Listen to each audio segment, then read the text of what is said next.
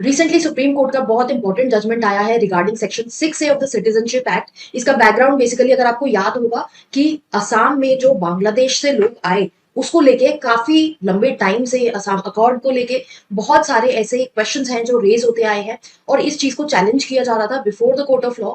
Supreme Court ने last year अपना judgement reserve किया था इस केस में। Now the judgement has been delivered. तो देखते हैं कि कोर्ट की क्या रूलिंग रही जहां पर उन्होंने सेक्शन 6A की कॉन्स्टिट्यूशनल वैलिडिटी को अपहोल्ड किया है। Let's start with this video. Hi guys, I'm Ayushi, your mentor for law-based exams and welcome to Law Digest. Now when I say law exams, ये judgment जो है ये आपके law exams point of view से भी बहुत important बन जाता है। बैकग्राउंड देखते हैं। जैसे मैंने असम अकॉर्ड की बात करी थी, ये बेसिकली जब असम में इन्फ्लक्स हो रहा था from Bangladesh of the refugees, तो असम में एक मूवमेंट चला था जहां पर लीडर्स वो प्रोटेस्टिंग कि इन लोगों को हमारे एरिया में असम में जगह ना दी जाए because it is going to affect the rights of the people of Assam. इसीलिए इस चीज को ध्यान में रखते हुए गवर्नमेंट ने उनके साथ मिलकर जो उनके लीडर्स हैं जो असम मूवमेंट को लीड कर रहे थे, एक अकॉर्ड साइन किया था, Assam accord for its like a treaty, जहां पर ये बात करी गई थी कि किस तरह से जो ये माइग्रेंट्स हैं इनको ट्रीट किया जाएगा और किस तरह से एसएमईज लोगों के फ्यूचर में आने वाले राइट्स को प्रोटेक्ट किया जाएगा। ये जब असम अकॉर्ड साइन हुआ, इसके बाद 1985 में सेक्शन 6A जो हम देख रहे हैं जो प्रेजेंट में चैलेंज में था, इसको इंट्रोड्यूस किया गया बाय द अमेंडमेंट, जहां पर ये बोला गया कि जो भी फॉरेनर्स जो माइग्रेंट्स हैं बेसिकली इंडियन ओरिजिन के ही लोग जो बांग्लादेश वगैरह से इन्फ्लक्स कर रहे हैं असम में, अगर वो 1 जनवरी 1966 और 25 मार्च 1971 के बीच में इंडिया आए हैं टू सीक सिटीजनशिप, तो उनको सिटीजनशिप ग्रांट करी जाएगी। तो ये बेसिकली जो लॉ था ये चैलेंज में था। क्यों ऐसा क्यों कह रहे थे असम के लोग कि इस चीज को चैलेंज में रखना चाहिए? बिकॉज इनका ये मानना था कि ये जो 6A है इससे क्या होगा, असम का जो अपना फैब्रिक है, जो जिस तरह से माइनॉरिटीज वहां पर फंक्शन करती हैं, उनका जो कल्चर है वो इरोड हो जाएगा and it will basically violate the fraternity, citizenship, unity and integrity of India, because इससे काफी डिस्टर्बेंसेस हो जाएंगी फॉरेन एलिमेंट्स की वजह से। देन फंडामेंटल राइट्स जो हैं इन लोगों के आर्टिकल 14 में, because they need to be treated equally. Then article 29 specially यहाँ पर अंडर चैलेंज था in regard to the Assam accord कि ये जो लोग आ रहे हैं इनकी वजह से एसएमईज लोगों का जो लैंग्वेज, स्क्रिप्ट और कल्चर है ये किस तरह से प्रोटेक्ट करेंगे वो लोग, ये अफेक्ट हो जाएगा। तो इनके पास क्योंकि ये इंडियन सिटीजन हैं, they enjoy the fundamental right to all these things that will severely get affected, तो लोगों को ना आने दिया जाए। देन पॉलिटिकल राइट्स जो है इनके वो भी वायलेट होंगे क्योंकि जो लोग आएंगे, डेमोग्राफी चेंज हो जाएगी, कॉन्स्टिट्युएंसीज का जो अपना जो सेटअप है उसमें चेंज आएगा, वोटर बेस में चेंज आएगा। तो इन चीजों को लेके ये भी बोला गया कि वोटिंग राइट्स अफेक्ट होंगे लोगों के। Then it was also said कि ये जो प्रोविजन है पार्लियामेंट ने ये जो 6 से इंट्रोड्यूस किया है ये इनको कॉन्स्टिट्यूशनल अमेंडमेंट के थ्रू करना चाहिए था। ये बेसिकली एक स्टैट्यूटरी अमेंडमेंट करने से इन्होंने अपना जो लेजिस्लेटिव कॉम्पिटेंस है उसके बाहर एक्ट करा है। और ऊपर से ये जो कट ऑफ डेट दी गई है 1971 की, इनके हिसाब से ये गलत है। बिकॉज अगर आप देखोगे कॉन्स्टिट्यूशन ऑफ इंडिया में क्या है, जब हम अपना आर्टिकल 5 to 11 देखते हैं जो हमारे सिटीजनशिप की बात करता है, तो जब वहां पर जो डेट दी हुई है वो जुलाई 1948 की डेट दी हुई है। तो इनका ये कहना था, प्लस कॉन्स्टिट्यूशन इनफोर्स कब से हुआ, 1950 से हुआ। तो जब उस टाइम पे ये चीज सेटल्ड थी, कॉन्स्टिट्यूशन जब बना, ये प्रोविजंस ऑलरेडी थे कि इस डेट के अराउंड चीजें रिवॉल्व करेंगी, देन वाई 1971? तो इनका ये कहना था कि ये कट ऑफ डेट जो है ये बेसिकली गलत है, it is violative of the article 14।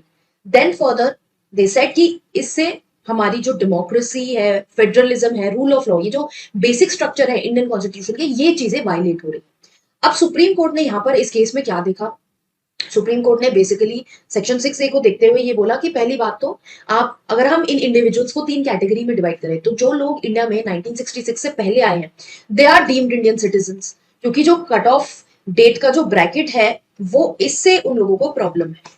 ठीक है, और अब ये जो लोग आए हैं यहाँ पर क्या था, इन लोगों को बोला गया था कि आपको इंडियन सिटीजनशिप ग्रांट करी जाएगी अगर आप इन डेट्स के बीच में आए हो, provided you fulfil the eligibility criteria. तो एलिजिबिलिटी क्राइटेरिया में क्या था, उन्हें 10 साल के लिए वोटिंग राइट्स नहीं दिए गए थे कि आप 10 साल तक वोट नहीं कर सकते हो, and if you are staying in Assam for those many years, तब आपको आप एक फॉरेन सिटीजन हो और आपको इंडियन सिटीजनशिप ग्रांट करी जाएगी।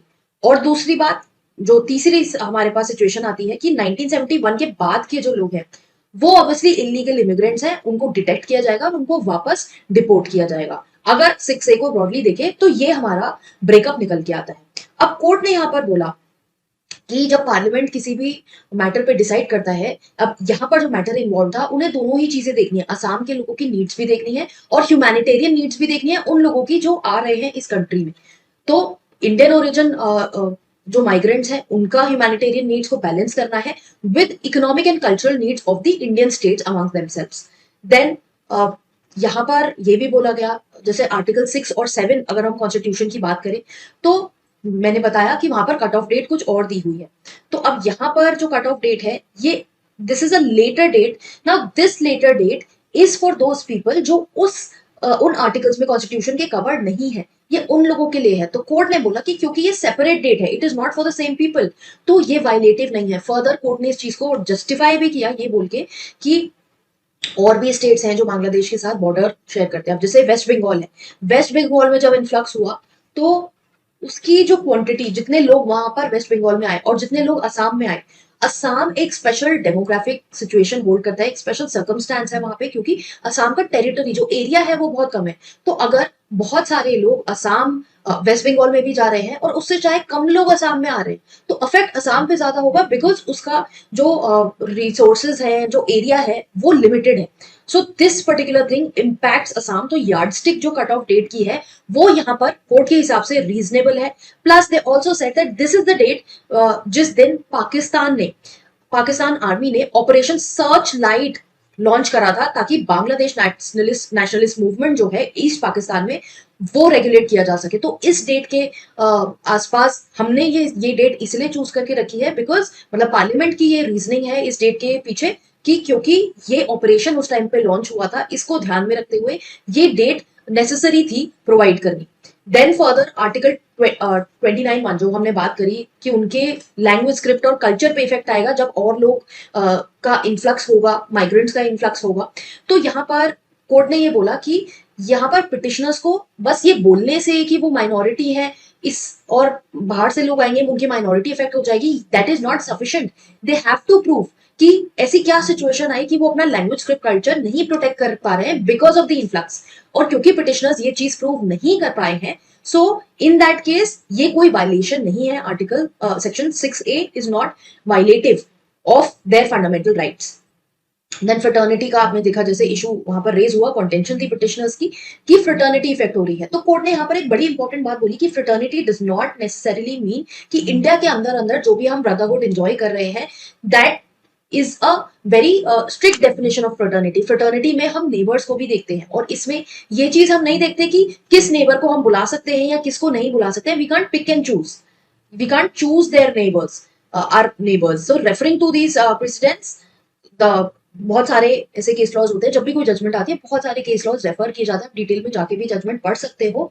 तो कोर्ट ने यहाँ पर बोला कि फ्रेटर्निटी इंकरेज करती है कि लोग आपस में इंटरमिंगल करें, और ये जरूरी है जो लोग इंटरमिंगल कर रहे हो कि वो एक दूसरे से डिसिमिलर है, तभी तो हम फ्रेटर्निटी को अच्छे से इंजॉय कर पाएंगे। फर्दर जैसे कि पार्लियामेंट की पावर थी, आर्टिकल 11 के अंडर पार्लियामेंट के पास पावर है कि वो कोई भी रूल्स बना सकती है for acquisition termination of citizenship. तो अगर पार्लियामेंट ने ये रूल बनाया है, अब वहां पर आर्टिकल 11 में एक नॉन ऑब्स्टैंटिव क्लॉज आता है जहां पर ये बोला जाता है कि it should not, these rules that are made by the parliament, ये कॉन्ट्ररी नहीं होनी चाहिए to other provisions in part 2।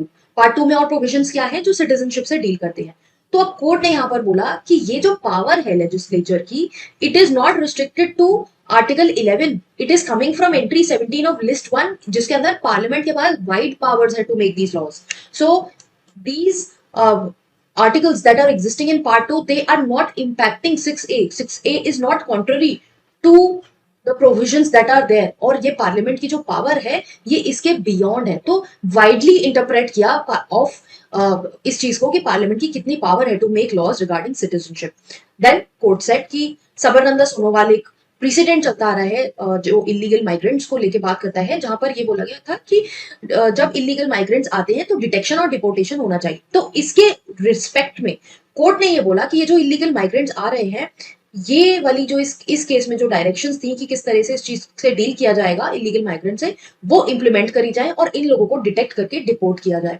Further court also said कि अभी जो हमारे पास इंफ्रास्ट्रक्चर है वो ऐसा है कि स्टेट्स शायद अच्छे से इस चीज को ना कर पाए, इसलिए सुप्रीम कोर्ट की कॉन्स्टेंट मॉनिटरिंग रिक्वायरमेंट है, मॉनिटरिंग रिक्वायर्ड है, और इसके लिए एक कमिटी भी बनाई जाए जहां पर बेंच जो है इसको जो डायरेक्शंस हैं इनकी मॉनिटरिंग को देख सके कि सही से ये डायरेक्शंस इंप्लीमेंट हो रही हैं against these illegal migrants. Now ये जो जजमेंट थी, ये हमारी जजमेंट आई 4:1 के रेशियो में। So justice Pardiwala was the one who dissented, other four headed by justice Chandrachud, they gave the above observations. तो जस्टिस पारदीवाला का क्या कहना था डिसेंट में? ही सेड कि ये जो स्टैट्यूटरी कैटेगरी है ये क्रिएट करी गई थी इस टाइम पे, बिकॉज कंसिडरिंग की सिचुएशन उस टाइम पे कैसी थी, और इट वुड मीन दैट क्योंकि यहाँ पर एक स्ट्रिक्ट कंडीशन दी गई थी कि 10 साल के लिए उनको कोई भी वोटिंग राइट नहीं मिलेगा जो भी माइग्रेंट्स आएंगे।